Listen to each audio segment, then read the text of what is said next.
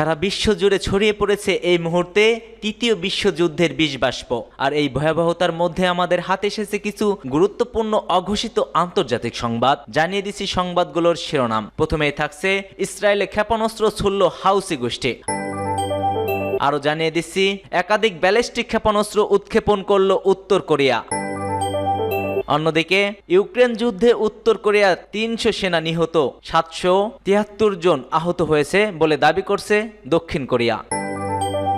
সর্বশেষ জানিয়ে দেব অপদার্থ সব লস অ্যাঞ্জেলসের দাবানল নেভাতে ব্যর্থ প্রশাসনকে তোপের মুখে ফেলেছে ট্রাম্প। এতক্ষণ শুনছিলেন সংবাদ শিরোনামগুলো, এবার বিস্তারিত। তবে তার আগে কে কোথা থেকে আমাদের ভিডিওটি দেখছেন ও শুনছেন জানিয়ে দিন কমেন্ট সেকশনে। একই সঙ্গে কমেন্ট করে জানিয়ে দিন আপনার মূল্যবান মতামতটি।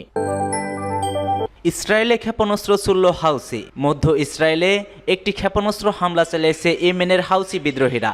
এ সময় সতর্কতামূলক ক্ষেপণাস্ত্র হামলার সাইরেন বেজে উঠলে ইসরায়েলরা আশ্রয় কেন্দ্রে চলে যায়। জানা গেছে হামাসের সাথে পর্যায়ক্রমে যুদ্ধবিরতি চুক্তির কাছাকাছি পৌঁছানো সত্ত্বেও গাজা উপত্যকায় যখন ইসরায়েলি বাহিনীর রাতভর ও ভোর পর্যন্ত বেশ কয়েকটি বিমান হামলা চালায়, ঠিক তখনই হাউসিদের এই হামলার ঘটনা ঘটেছে। ইসরায়েলি সামরিক বাহিনী ক্ষেপণাস্ত্রগুলোকে একাধিক বাধা দেয়। ২০১৪ সাল থেকে ইয়েমেনের রাজধানী সানা নিয়ন্ত্রণকারী ইরান সমর্থিত হাউসি বিদ্রোহীরা গাজায় হামাসের সাথে ইসরায়েলের চলমান সংঘর্ষের মধ্যে ইসরায়েল ও প্রায় ১০০টি বাণিজ্যিক জাহাজ লক্ষ্য করে ব্যাপক হামলা চালিয়েছে।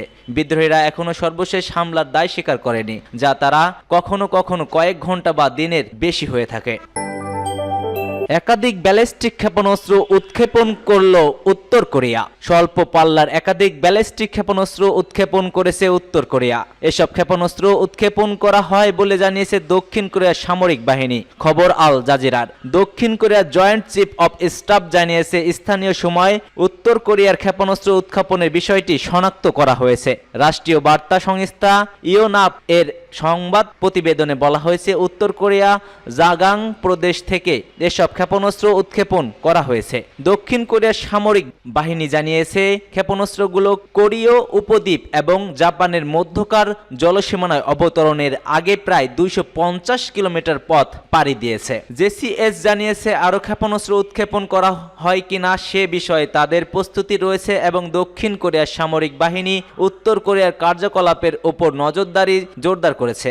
যুক্তরাষ্ট্র এবং জাপানের সঙ্গে এ বিষয়ে সব ধরনের তথ্য আদান প্রদান করা হচ্ছে বলেও জানানো হয়।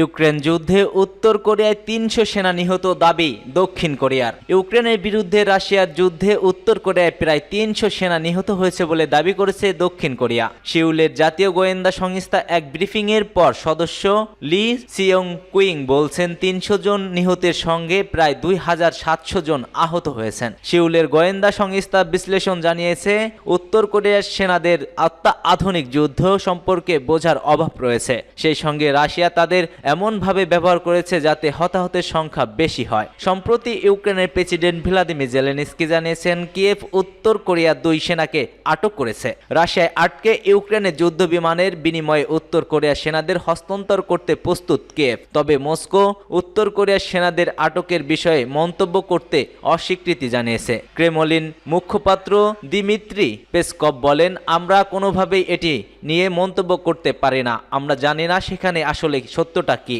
আমাদের কাছে প্রতিটি সৈন্যের জীবন গুরুত্বপূর্ণ।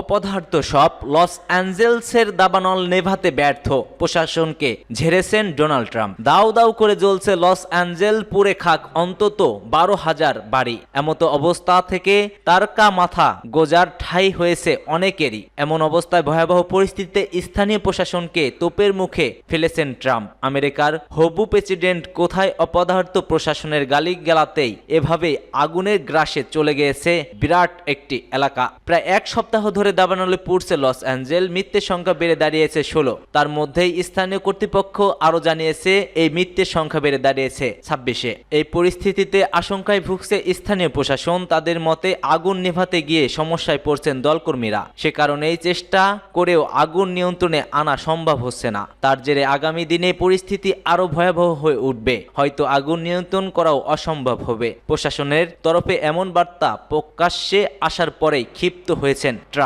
স্থানীয় প্রশাসনকে শটান অপদার্থ বলে গালিগালাজ করেন তিনি।